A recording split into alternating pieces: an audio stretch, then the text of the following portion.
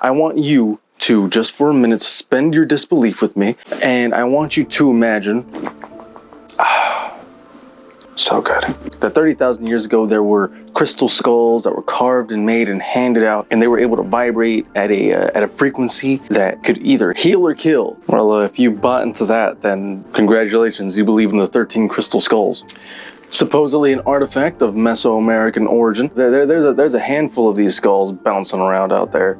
They supposedly can be used for anything from mind control to healing, so like I said before, killing, which it's not wrong. I mean, if you hit someone hard enough with it, it's literal. It's a rock. They were said to be handed out to 13 different cultures to be reunited once again when the world needed it the most. Kind of like the Avatar. Some say that the time that we needed it has already passed, that it's already been used to save the world. Some say that that time is yet to come. And then I say it's bullshit. Okay, so I gotta be fair here. It's a little too early in this video just for me to straight out say that this is all bullshit. Because as scientists, we do have to play a part of an impartial party. Listen to all sides and piece it together as we go, you know what I mean? But it's just so hard, man. It's so fucking hard. Now, if you are a believer in fancy, pretty rocks, which I'll say, man, some of those gem people have some pretty cool rocks in their collection. But if you're a believer in that gems have healing power, then you are in luck, because it's exactly what the crystal skulls are said to have. And if you're looking to get healed by a crystal skull yourself, look no further than Max. Who the fuck is Max? Well, Max is a crystal skull residing somewhere in Texas. I honestly didn't look at where it was, but I did find a store for it. I'm not going to put any links to it because I don't want to support them. You're able to buy your own crystal skull, because apparently they're able to like resonate their power into other crystals. So if you just throw a crystal next to it, it like catches some of its power, absorbs that power, and you're able to take it home with you. Convenient, isn't it? When I say take it home with you, I mean like buy it. You just buy it. At this point, you might be thinking, dude, stop making fun of fucking rocks. Get to the point of the video.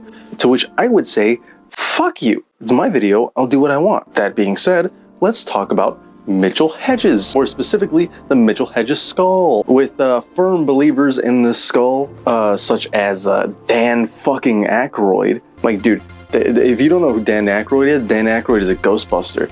He believes in the crystal skulls so much that he started his own vodka brand. I think JonTron made a video about it. It's called like Crystal Skulls Vodka. I bought one once. It's actually terrible. I bet you thought I was gonna say it's pretty good. No, it's bad. It's really bad. Just rubbing alcohol thrown in a pretty bottle. The bottle's cool. The bottle's really rad. He also went on the Joe Rogan podcast to talk about the crystal skulls. I mean, he didn't go there to talk about them, but he talked about them. And I mean, just listen. I'm gonna play you a clip. Just listen to this. And if it was happening, these would be completely unique, unusual occurrences out of nowhere where someone would come down. It's crazy how loud he breathes. Okay, like I have this thing called misophonia, and it's basically how some noises trigger like a fight or flight in my brain. I couldn't listen to any more of that. I'm sure there's some sort of medical issue with it, and I don't blame Dan Aykroyd. He seems like a very, very sweet guy. But like, come on, dude. Anyways, back to the crystal skulls. I've spent enough time talking about Dan Aykroyd. Found in 1924, found in the Lubbock Tune temple remains by our own Mr.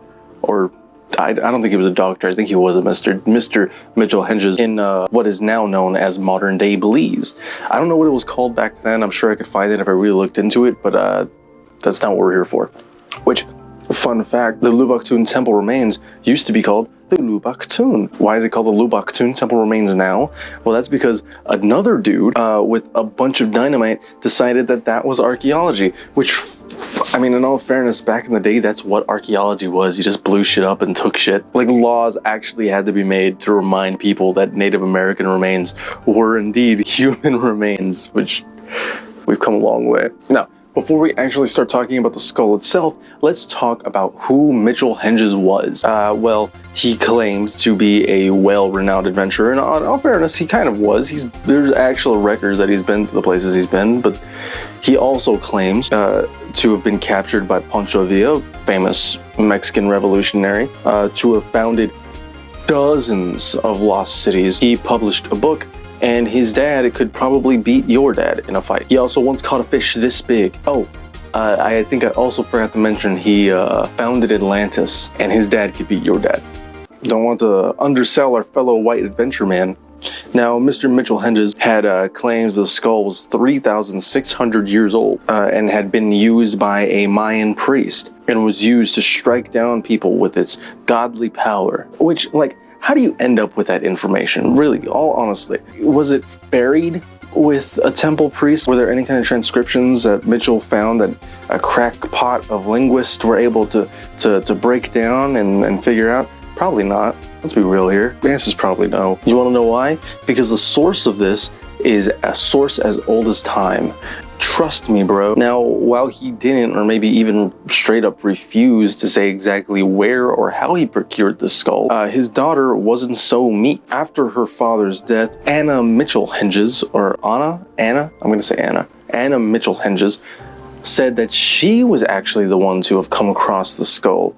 While on an expedition with her father in Belize, a wall fell down, revealing that the crystal skull was there. Which, I'm sorry, I'm interrupting myself so much, but also, like, let's say you believe in the crystal skull, right? Let's play devil's advocate. You believe in the crystal skull. Either the girl is lying because her dad found the crystal skull, and she's like, "Oh, I found the crystal skull," or the guy who found the crystal skull lied about finding the crystal skull.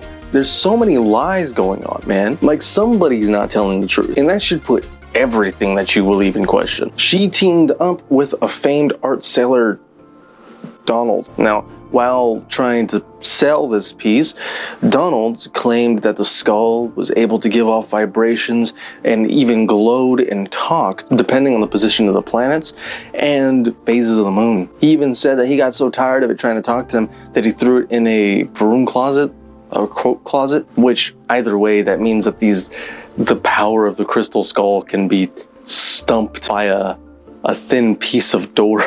But don't laugh at him or his crystal skull, because the crystal skull can strike you down, which is also a claim that Anna Mitchell Hedges didn't like him making, because she was trying to rebrand the skull from the skull of death to the skull of love. She advertised it as a skull that used angelic energies and harnessed helpful forces. But this dude is really throwing all that shit out the window. Which again, I want to point out, all of this goes against her father's claims, man. Her father was like, this is a skull of death. And now she's like, this is a skull of angelic love and healing. Now, Mr. Donald claims to have gotten his skull tested in HP lab. Yes, that HP labs. Like, if you're on an HP computer, it's HP Labs, and he got it tested in 1970. So if that tells you how old HP is, that the lab test determined that it was made of one solid piece of clear crystal quartz, as opposed to a full conglomerate of quartz. Having one of the lab researchers claim that something like this would have taken 300 years to complete, and due to the natural axis of the skull, if you tried to use modern rotary tools on it, it would have cracked and broken the skull, which for a lot of believers, you need not look any further than that. I mean, it's from HP Labs, except there's no actual evidence that HP Labs ever investigated this or conducted any official analysis. I mean, no one could even be contributed to these quotes. So, but why would he lie about this? He has no reason to lie about this, except for the fact that he was trying to sell the skull for $50,000, dude. A house payment. $50,000 in 1970 is like $1 million now. He was trying to sell that thing for $1 million.